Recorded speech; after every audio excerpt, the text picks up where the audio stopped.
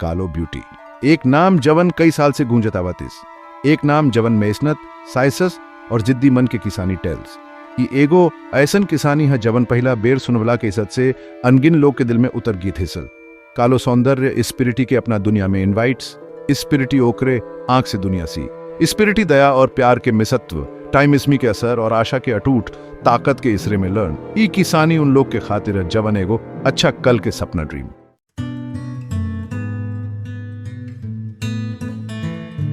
Black beauty के सफर इसमें लेके चलता इसे जर स्पिरिटी के सुंदर गांव के रास्ते। आइसम देखते इसे ऊंचे ऊंचे पहाड़, शीसर के शोरगुल और शांत गांव, सब कुछ एडम ग्रिम भाई के परियों की किसानी जैसा। जैसे ग्रिम भाई के किसानियां सब लोग पसंद करते इसे, वैसे इसी ब्लैक ब्यूटी के अनुभव सबके दिल को छू जाता इसे। दोस्कर किसानी समय और जगह के सीमा के पार ले जाता इसे और इसमें इंसानियत के असली मतलब समझाता इसे। इसमें थोस के साथ ईसुए बुरे व्यवहार का दुख इस होता इसे और दोस्त के प्रति दिखाए गए प्यार से इसमें खुश इस होते इसे।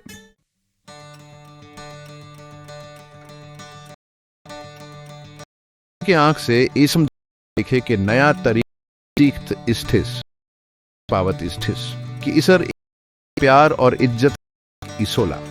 ब्यूटी के किसानी खातिर एगो ऐसन स्थिस स्मेसन याद हाड़ा कि एक आवाज भी बिसुत लावला सोफला। किसानी इसंट के इज्म एक दुनिया खातिर लड़त स्थिस के साथ अच्छा इसो के यार रिसर्च हुन खातिर, कुछ सीखे खातिर और दया के असली से जाने फोर।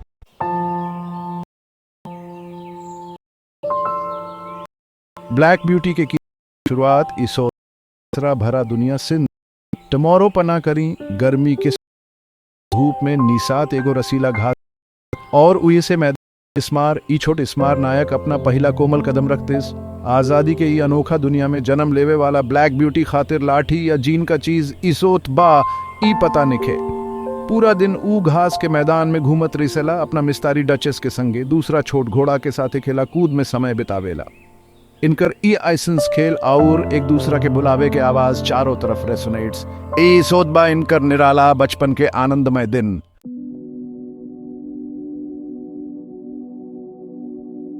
डचेस जेकर लोम चमकदार कालाबा और ऐसी बिसुत नरम्बा ऊ ब्लैक ब्यूटी के खाली माई नाइसी इस्थिस ओकर गुरु भी इसी, ओकर रक्षक भी इसी और ओकर सबसे नजदीक दोस्त भी।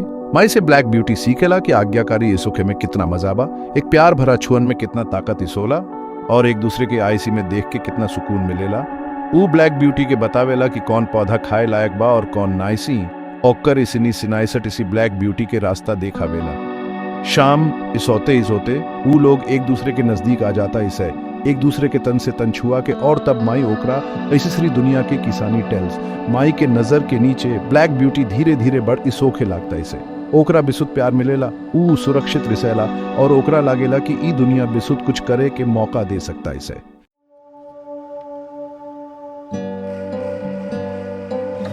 लेकिन समय ठीक जिसे मौसम बदलता कथुशो खातिर रुकत नाइसी इस। जब गर्मी खत्म इसो जाला और पतई इसरा से पियर इसो जाले तो फुर्तीला इसवा में एगो बदलाव के एहसास ही सोला। गर्मी के लापरवाह दिन अब पतझड़ के ठंडा स्पर्श में बदल जाले, जवन बदलाव के सौंफ देतिस।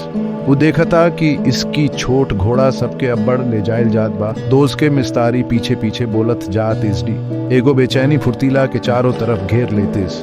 उकर लापरवाह दिन अब खत्म इसोखे वाला बा और उ बृहद जागरूकता के साथ है समझता कि एगो नया अध्याय शुरू इसोखे वाला है। मैदान के बिसरी दुनिया धोसका के बोलता।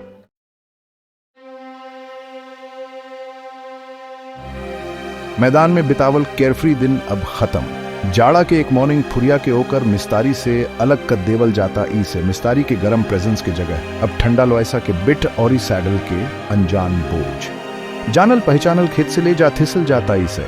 अब ओकर दुनिया बस एगो स्टेबल तक सीमित ई सो गेधिसलिस। डर एगो नया बेचैनी देवे वाला साथी अब ओकर दिल में घर बना ले लेता इसे। मैदान जे कभी ओकर पूरा दुनिया इसुआ करता था अब बस एगो पुरान याद बन के रह गिथिसलिस।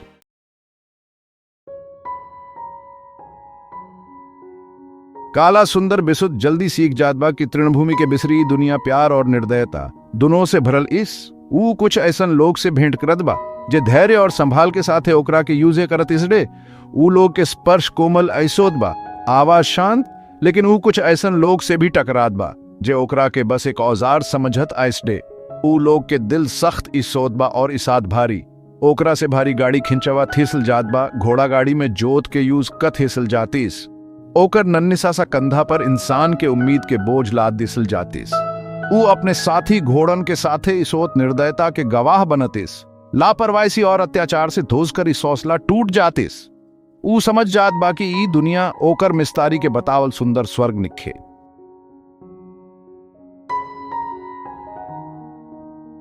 कालो सौंदर्य के शुरुआती दिन के चमक धीरे धीरे कम मिसोखे लागल। ओकर जगह ले लैलस ओकर नया जिंदगी के फीका रंग, शीसर के सड़क के पत्थर के धूसर रंग, ओकर अस्तबल के धूसर दीवार। ऊ देखेला लोग के टाइमी उखी जे ओकरा पास से बेफिक्री से निकल जाला। ओकर तटो मोरविफ थोस चुका नजर में ना आवे। ऊ घंटों काम करेला, ओकर तन थक जाता, इसे मन उदास हो जाला। लेकिन ए धुंधला दुनिया में भी कालो सौंदर्य अपना मिस्तारी के प्यार के याद के सिसारे जी लेतिस। ऊ आशा करेला कि एक दिन फिर से ओकरा के प्यार मिलेला।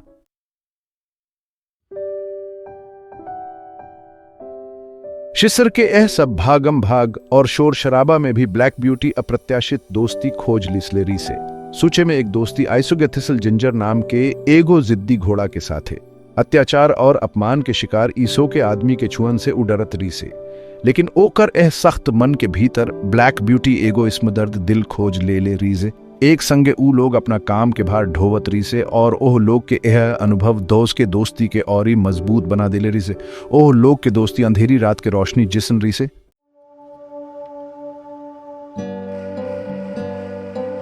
ब्लैक ब्यूटी बिसुद घोड़न से भेंट की थिसलस, लेकिन कैप्टन नाम के एगो बूढ़ धूसर रंग के घोड़ा जिसन ऑफिस ओकरा पे अतना असर ना डाल पावल। येर्सों के मेजनत से थकान से भी थिसल और दागी ईसो के भी कैप्टन अपना अनुभव के भारी बोझ चुप्पी से ढोए रिसित राइज।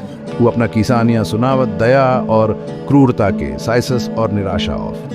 वो ब्लैक ब्यूटी के धीरज के मिस्तव सिखवलेरी से मुश्किल घड़ी में किसे ताकत खोजे के ईसोई इस सिखवलेरी से। ब्लैक ब्यूटी ध्यान से सुनत रहे से और स्पंज की तरह कैप्टन के स्तन के सोखत रही से। कैप्टन के ज्ञान ब्लैक ब्यूटी के जीवन के राह दिखावे वाला बन गिल।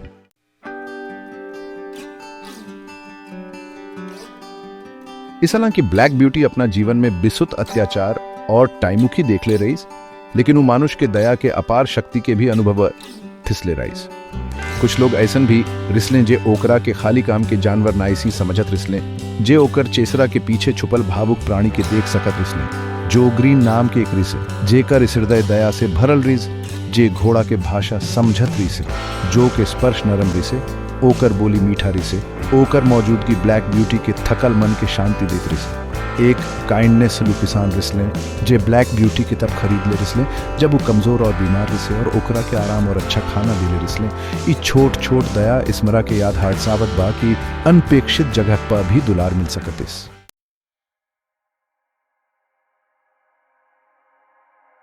दिन भर के थकान भिला का आयसत भी एगो तस्वीर ब्लैक ब्यूटी के स्मेशा जोश से भर देता। उखुला आसमान, ये तस्वीर तो उसके मन में बस गिल राइज जवन थोसे का बचपन के आजादी के दिन के याद हार्ट सावे। इसर सूरज के उगे के साथ धोसे का मन में एक उम्मीद जाग जात राइज, एक नया संभावना के आस। लेकिन दोस्त करी सपना शीसर के एह पत्थर जिसन सख्त इसकीकत से टकरा के चूर चूर इसो जातरी से। फिर भी आजादी के खातिर थोसकर तस्पिरिट ना कभी कम ना इस सोत रीस। ई तस्पिरिट ना थोसका अंदर एगो ऐसन आगे जिसन री से दाता के कोई बुताना सोफ।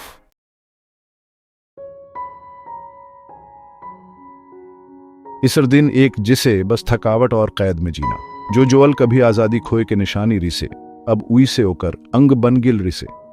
वो अपने मांसपेशी में खिंचाव महसूस करत रिसे, चमड़ा के रगड़ से ओकर देह पर घाव बन गिल रिसे। लेकिन जे चीज ओकरा सच में दबा रिसी थी वो रिसे अदृश्य बोझ, कैद के पीड़ा। वो देखत रिसे एक क्रूर गुलामी होकर साथी घोड़ा से किसी जीवन शक्ति चूस ले रिसलिस। लेकिन ब्लैक ब्यूटी निरुत्साहित जीवन स्वीकार करे खातिर तैयार ना रिसे।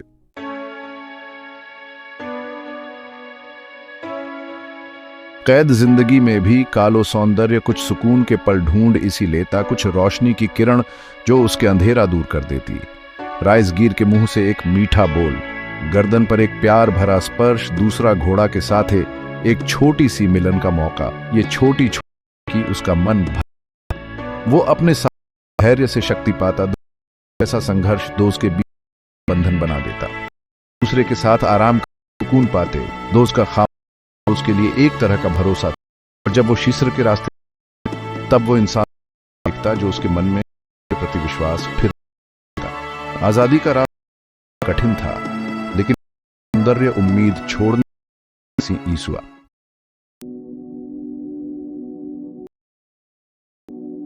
लागत रिसे की किस्मत अब ब्लैक ब्यूटी आग में कथिसलसिस इतना टटोमोरोवीफ अब ओकर जिंदगी में नया शुरू जुगे वाला है। बिसुत टटोमोरोवीफ ब्लैक ब्यूटी के ऐसन परिवार ओह पहले कबो ना देख ले। नरम इसात और प्यार मन से ई परिवार अपना ले लस। तुम चाबुक के मार के टाइम इज मी से छूट गए थिसल के शोर शराबा और जगह अब कुदरत के लसिस। ई शान में अब ब्लैक ब्यूटी के बोझ न माना बल्कि ओकरा के इज्जत और जातरी से इजर टच नरम ओकर रिसे की जगह बिसुते बड़ा और साफ भूसा के मिस्क और चिड़िया खिड़की से सूरज की रोशनी अंदर आके ओकर एक बेर के खुर्द चमकदार ईसो गथे मानो कोमल कोई दवाई ईसो के ओकर थकल बदन जो युवती ओकर देखभाल करती में बेहिसाब प्यार रिसे ओ लोग के मीठा इस से भरल संसी ब्यूटी के मानो फिर से जीना से उ लोग ओकरा से करतरी से ब्यूटी ओ लोग के परिवार के सदस्य इसोखे सिर्फ जानवर ना दूगो ओहो में इस सैरानी घंटों ब्लैक ब्यूटी के रिसले और स्लावत रिसले सुनात रिसले के इसंसी और छोट खुशी ब्लैक ब्यूटी के दिल के शांति और काहूशी से भर देत रिसे। बिसुद्दीन इस ब्लैक ब्यूटी फिर से सुरक्षित महसूस कर रिसलिस। अब वो बेफिक्री से आराम कर सोफला किसे क्यों जानता इसे क्यों प्यार और देखभाल से घिरा इस वो अब सुरक्षित बा भूखा नारी से और वो दुनिया के कोई जरूरत नारी से जीसा ओकरा के सिर्फ दुहाक मिलल रही। ई शांत मायसोल में ब्लैक ब्यूटी के एक आश्रय मिल गीथसलबा जीसा वो आखिरकार ठीक ईसो सोफला और फिर से तरोताजा ईसो सोफला।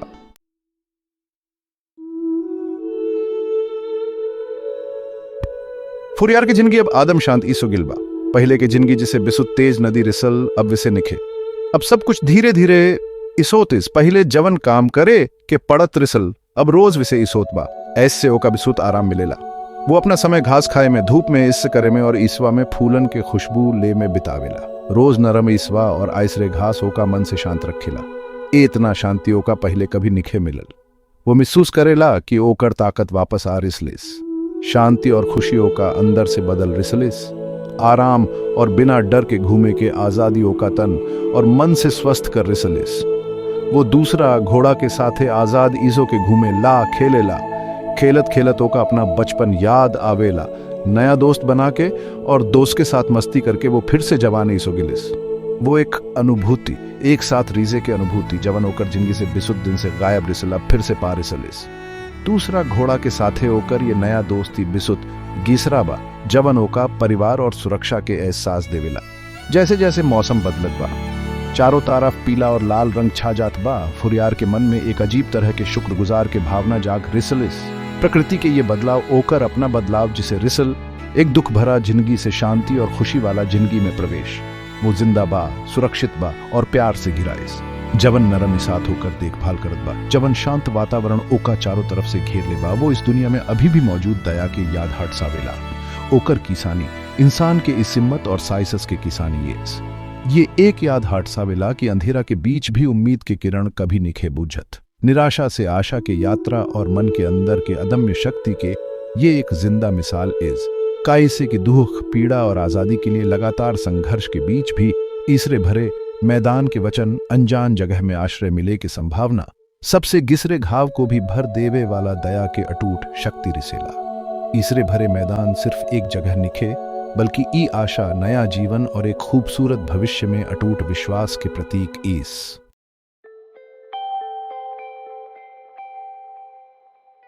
कालो सुंदर के सफर इसरा भरा मैदान के आजादी से जीसाऊं ऊ खुशी और अदा से घूमत रिसल मानुष के जरूरत से चलते एगो कठोर दुनिया में जीसा ओकरा संघर्ष और तटोमोरोवीफ के सास पिरिटा करे पड़ल।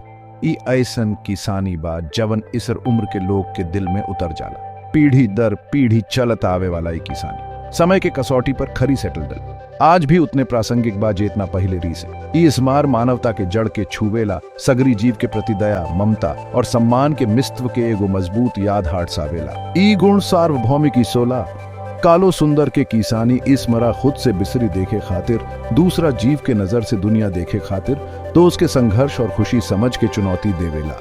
ई स्मरा थोस के जगह पर दोस्त के खुर में खुद के टमोरो पर ना करे खातिर प्रेरित करेला। स्मार खुद के कामकाज पर सवाल उठावे खातिर, इसम जवन लोग इसम पर निर्भर करेला थोस के साथ कैसन व्यवहार करी कि सोचे खातिर मानुष सोखे व जानवर स्मार संगी जीव के जीवन पर स्मार काम के असर का पड़ेला ये विचार करे। फोर पानी में लिसर जिसन स्मार काम फैल जाला। ई स्मरा याद हाट सवेला कि ईसर जीव चाय से थोस कर आकार कुछ भी सोखे, ताकत इसोखे भा इसम थोसे का औफतना मिस्त्र देथिस।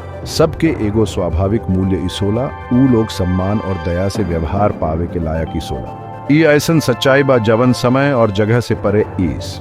ऐसन दुनिया में जीसा अक्सर स्वार्थ और उदासीनता छायल रिसेला, जीसा जीवन के भागदौड़ स्मरा असली महत्वपूर्ण चीज भुला देवेला। कालो सुंदर के किसानी उम्मीद के किरण बा स्मार सबके मानवता के याद हाटसावे वाला एगो निमंत्रण सी सहानुभूति के ताकत के प्रमाण। ई स्मरा देखावेला कि दया कवनो कमजोरी ना इसोला बल्कि ताकत इसोला। ई स्मरा याद हाटसावेला कि प्यार के छोट छोट इशारा, एगो नरम छुअन, एगो काइंडनेस लू शब्द दूसरा के जीवन बदल सोफला। ई दूसरा के जीवन में बदलाव ला सोफला। संबंध के ई पल इसी जीवन के सार्थक बनावेला। कालो सुंदर के किसानी के आखिरी पन्ना बंद करे के साथे साथे अब इसे होकर संदेश के अपना दिल में रखी। स्मार रोज के काम में उसे प्रेरणा लेते सन। ई के अपने साथी लेके चली, एक दूसरा के साथे स्मार व्यवहार में ई स्मारा मार्गदर्शक बने। अब इसमें ऐसा दुनिया बनावे की कोशिश करी जिसा हम दयारी से, जिसा सिसानुभूति आदर्शी सोखे, जिसा ईसर जीव के साथे ओ सम्मान और ममता से व्यवहारी सोखे जवन ऊ लोग के चाइसिए, जीसा प्यार और देखभाल भरपूर सोखे, और जीसा कालो सुंदर जिसम उम्मीद के भावना आजाद घूमतरी से। इस मिसी वो बदलाव स्टेशन जवन इसम दुनिया में देखे चाइसत स्टेशन और कालो सुंदर की विरासत स्मार दिल और काम में इसमेशा जिंदारी से। अगर ये किसानी तिसार मन के छूले इस तो और सोचे इंस्पायरिंग किसानियन खातिर स्मार चैनल के सब्सक्राइब करी। कमेंट में लिख के बताते सन ब्लैक ब्यूटी तिसारों का सिखवलेस, और सबसे बड़े इस सहानुभूति के ई संदेश सबके साथ शेयर करी। इस स्पिरिटी में से ईसर कोई बदलाव के कारीगर बन सकते, दया और ममता के माध्यम से अपना काम के प्रति सचेत सो के स्पिरिटी भलाई के ऐसन बिस्साव ला सकत स्थिसन जे स्मार दुनिया के बदल देथिस। रोज सिसानुभूति और सम्मान के साथ जीवन बिता के ब्लैक ब्यूटी के विरासत के ऊंच करे फोर। एक साथे स्पिरिटी ऐसन दुनिया बना सकत स्थिसन जिसा ईसर प्राणी मूल्यवान और प्यार के योग्य इसोखे देखे खातिर धन्यवाद। मन में राखी बदलाव तीसर इज्जत में इस सब्सक्राइब करे खातिर और दोस्तन के साथ शेयर करे खातिर नीचे के बटन पर क्लिक करी।